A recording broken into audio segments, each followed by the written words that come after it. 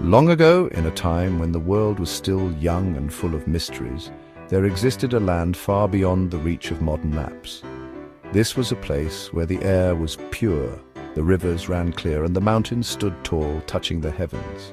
In this distant land, nestled between rolling hills and lush valleys, lived a woman named Hannah. Hannah was known throughout the village for her kindness and gentle spirit, but behind her warm smile, she carried a deep sorrow. Hannah longed for a child more than anything in the world. She would often sit alone in her garden watching the children of the village play, her heart aching with a longing that words could not express. Despite her prayers and hopes, she remained childless, and her sadness grew with each passing day. One day, as Hannah sat in her garden, lost in her thoughts, a miraculous event occurred. A bright light descended from the sky, and an angelic figure appeared before her. Hannah was both awestruck and terrified, but the angel's presence brought a sense of peace. The angel spoke to Hannah in a gentle voice, saying, "Do not worry, Hannah, your prayers have been heard. You will have a baby boy, a very special boy who will bring great joy to your life and to the world." Hannah's heart filled with hope and joy. She could hardly believe what she was hearing, but the angel's words resonated deep within her soul. The angel continued, "Your son will be a Nazirite, dedicated to serving God in a special way from birth."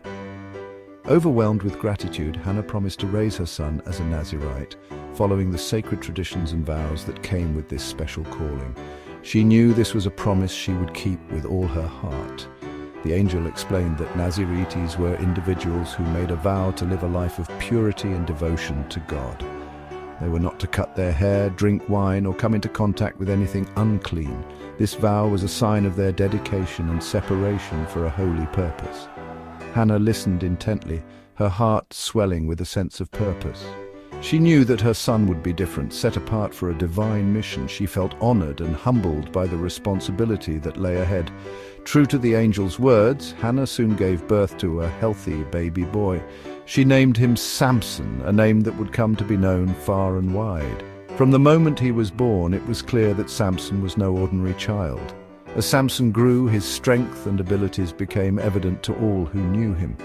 He was blessed with extraordinary power, and it was clear that God's hand was upon him. Hannah watched with pride and awe as her son grew into a young man destined for greatness. Samson's feats of strength and courage were unmatched. He could lift heavy objects with ease, and no challenge seemed too great for him.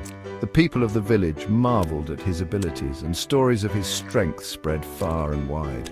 But beyond his physical prowess, Samson carried a sense of purpose and destiny.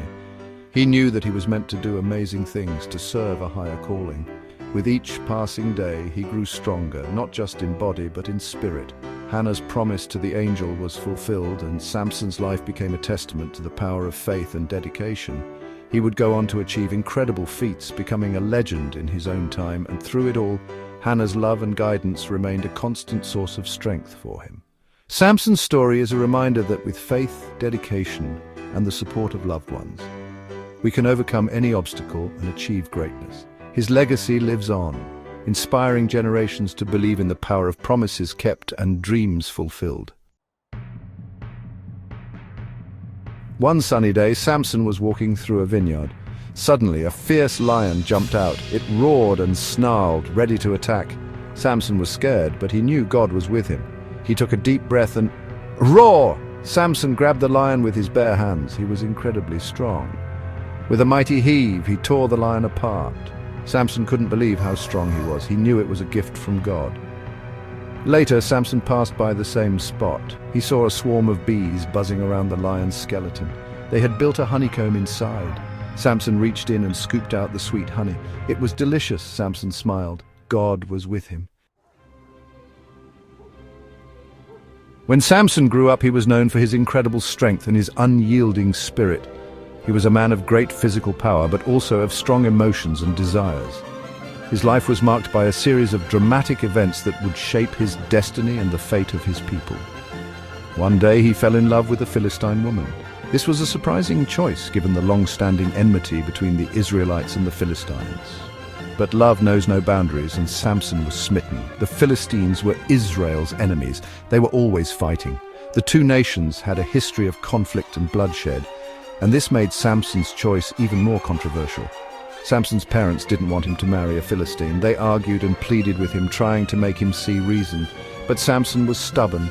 He believed that his love for the Philistine woman was destined, and he was determined to marry her.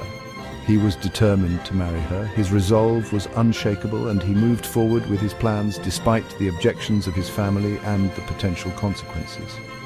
At his wedding feast, Samson told a riddle to his Philistine guests. It was a tradition to entertain guests with riddles and stories, and Samson's riddle was particularly challenging. If they couldn't solve it, they owed him gifts. The riddle was tricky. It was a test of wit and intelligence, and the Philistines were eager to prove themselves. It was about the lion and the honeycomb. The Philistines were stumped. They couldn't figure out the answer, and the pressure was mounting. The Philistines threatened Samson's wife. They were desperate to solve the riddle and avoid the humiliation of failure. They said they would hurt her if she didn't get the answer from Samson. The threat was serious, and Samson's wife was terrified. She cried and begged until Samson finally told her. She was caught between her love for Samson and the fear for her own safety. The Philistines then told Samson the answer. Samson was furious. He felt betrayed and humiliated. He knew they had cheated. The betrayal cut deep, and his anger was palpable. He stormed off in a rage. This was just the beginning of a series of events that would lead to a dramatic and violent confrontation between Samson and the Philistines. Samson was so angry he wanted revenge. He went down to the Philistine farms and caught 300 foxes. He tied burning torches to their tails and set them loose in the Philistines' fields. The fields caught fire and the flames spread quickly. The Philistines were devastated. Their crops were ruined. They were furious with Samson. The Philistines went to Samson's wife and her father. They burned down their house, killing them both. Samson was heartbroken and angrier than ever. He vowed to avenge his wife's death. He attacked the Philistines with all his might. Samson killed many Philistines. He was like a one-man army. The Philistines were terrified of Samson. They wanted to capture him and stop his rampage. They sent a huge army to find him. Samson was hiding in a cave. He was outnumbered, but he fought bravely. He grabbed the jawbone of a donkey's jawbone. Can you imagine? Samson swung the jawbone with all his might. He fought so fiercely that he defeated 1,000 Philistine soldiers with just a donkey's jawbone. The ground was littered with defeated soldiers. Even though Samson won the battle, he was tired. He knew he couldn't keep fighting forever. He needed to find a way to stop the Philistines for good. He needed a plan. One day Samson met a beautiful woman named Delilah. Delilah was a Philistine. She was cunning and sly, and she knew how to use her charm to get what she wanted. The Philistine rulers promised Delilah lots of silver if she could discover the secret of Samson's strength.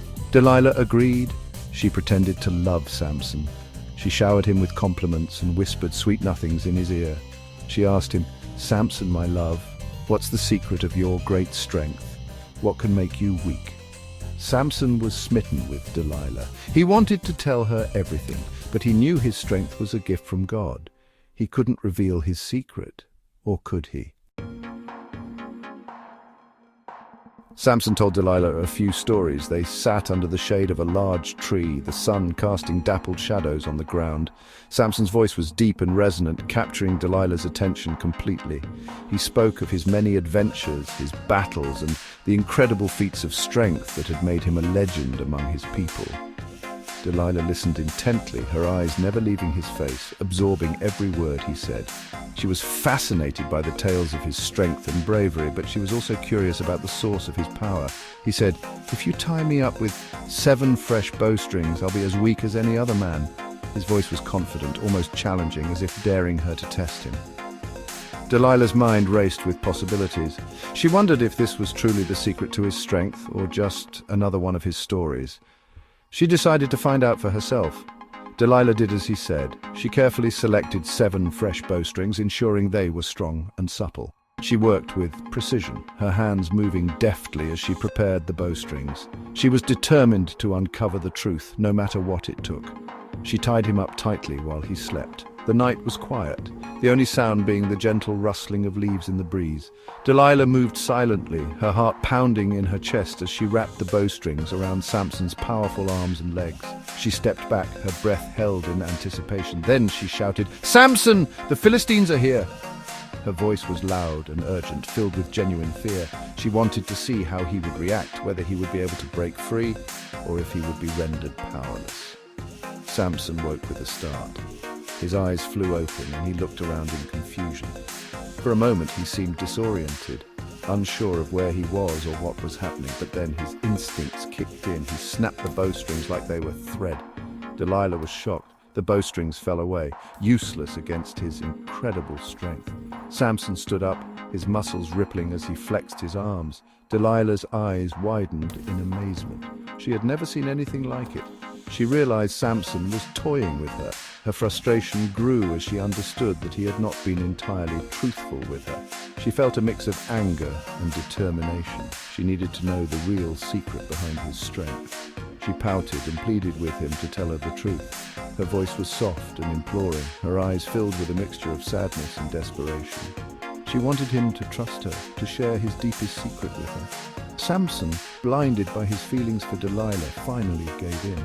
He looked into her eyes, seeing the sincerity and longing there.